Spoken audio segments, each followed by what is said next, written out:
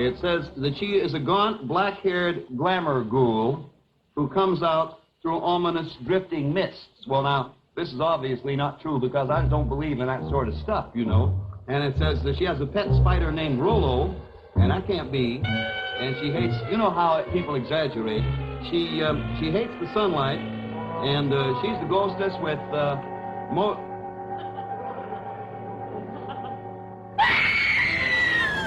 I'm Micheline Pitt, and I'm an artist and designer living here in Los Angeles, California. I happen to be the owner of Vixen and co-owner of La Femme Noire, and I'm going to be sharing with you my Vampira collection. Vampira was the first ever horror host. She started the entire subgenre of horror hosts. She was like a pinup model and an actress, and created this character called Vampira. Starring the most nightmarish cast ever, Bela Lugosi, the seductive Vampira, and Tor Johnson as the Walking Dead. Plan 9 from outer space. The first time I ever saw Vampira was in Plan 9 from Outer Space. We had an old drive-in movie theater, and they would have like old classic film, B-movie, sci-fi horror movie nights. So I kind of just went down the rabbit hole and had to like ask a bunch of my friends who she was, that were collectors and people that knew about monster and horror stuff. And that's kind of where I discovered who she was and her backstory. I feel like, you know, men have a lot of male characters they can attach themselves to, like Elvis or James Dean or Cary Grant, and then you had like rock and roll, and you had all these edgier kind of male characters, but we didn't really have a lot. So for me, Vampira was kind of like my edgy female kind of role model as far as like how to do your own thing, especially when James Dean died. She really just went with everything. She got blacklisted in Hollywood. They thought she was a real witch. They thought she's the reason why he died. Nomi kind of was like the first modern day goth. She shaved her head, she did crazy things with her hair and makeup, and her style would show up with like ravens on her head and bats costumes and spiders. And not only when she was in her character as Vampira, but like in real life, she completely took on that persona and started a whole movement of how women express themselves through the way they did their hair, jewelry they wore, clothes they wore.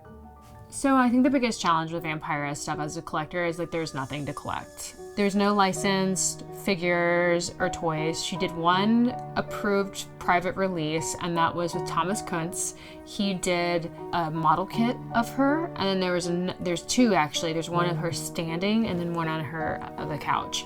They're incredibly hard to find. They're super rare. They go for over like $2,000. That's it. That's the only thing she ever licensed. Everything else that was made, she made herself. She used to have a website called Vampira's Attic, and it was running in the like 90s before she passed away. And she did original artwork that she sold on there. Had her Vampira t-shirts. It had a poem on the back. The person that now owns the estate pretty much bought up like everything on the market and has it all. So the one piece I have is the only thing I've ever come across that's original. She would take printouts, like these are just really crappy printed out pictures, and she would paint on them and draw on them and, you know, sign them. So I have some copies and replicas of some of her self-portraits that she would actually hand draw from start to finish. And that's pretty much all she sold was, you know, stuff that she did watercolor and paint on top of, and then collage pieces and then original drawings. This is a copy of one of her self-portraits that she did. It's pretty hard to even just get copies, and she did this in 1994. And then, of course, TV magazine interviews and feature stories from her TV show. I mean, she made all of her dresses herself, all of her costumes, her gloves, except for one dress that Liberace made for her. And that was a fully rhinestone encrusted gown, and he gave it to her as a gift because they were really close friends. The person that owns the estate has sold off bits and pieces of Vampira merchandise in the Hollywood Museum that's next to Mel's Diner. One of her gowns is on display there. And I believe her gloves are also possibly on display there. So there's bits and pieces here and there, but it's pretty impossible to find stuff. Vampira for me really influenced so much of who I am today. She kind of embodied that classic 1950s film vixen, but was also like really creepy and mysterious. But as far as icons in fashion and female characters like Lily Munster, Morticia Addams, Vampira, women that like were sleek and beautiful and stylish and interesting looking. And you look at a lot of the period films that came out in the 50s and 60s, and women's clothing were really iconic and form-fitting and classic. So I think that that has a lot to do with my interest in both the hair, the makeup, the look, the aesthetic, has to do with the female leads in those period horror movies. So with like La Femme Noire, my sister company, that's where you'll see Vampira and Morticia Addams and Lily Munster and all those kind of classic women in horror really kind of represented. So that's where you see a lot of the dark, black, lacy, spiderweb, velvet gowns, like spooky stuff that definitely feels like you are one of those characters from one of those movies or TV shows. So we were really lucky to have the Vampira estate reach out to us and said, would you guys like to collaborate and do some stuff together? And we're really excited because then we could recreate her dress. Most importantly, recreate the famous bat glasses. That was like the big thing for me. I'm like, we have to figure out a way to make these glasses.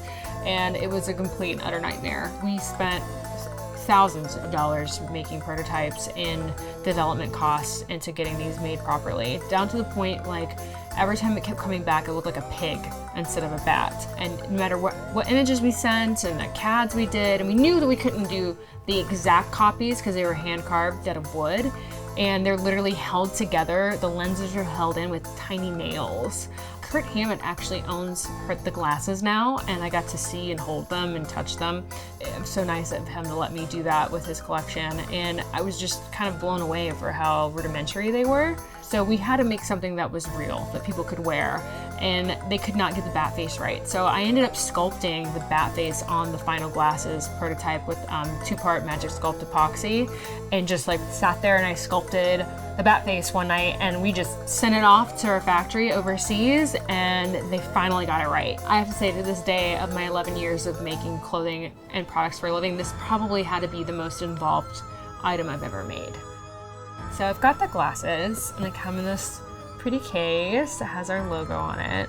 So these are made of imported Italian acetate. It's the same quality they use in 1950s for vintage glasses. It's super durable, heavy duty, high quality, and they're hand enameled on the front. So this is all done by hand.